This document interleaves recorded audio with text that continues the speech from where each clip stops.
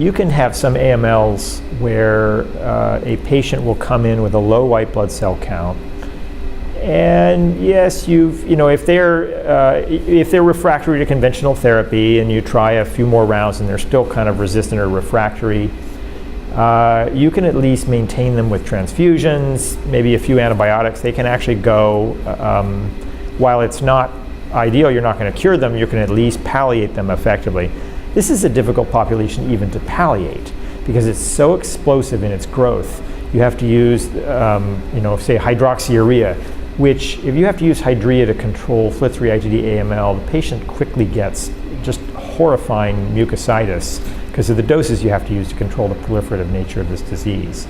So in the relapse refractory population, trying to palliate this group, it's pretty much, they're as hopeless as you get.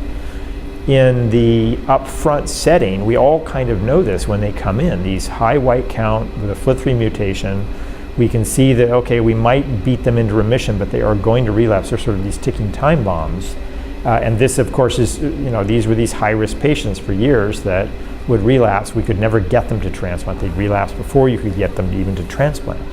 So there's always lots of excitement when a FLT3 patient wanders on in because the white count's high and you're frantically trying to control the disease. These patients represent a substantial portion of our inpatient population, sitting up there trying to get into remission, long enough to get them to a transplant.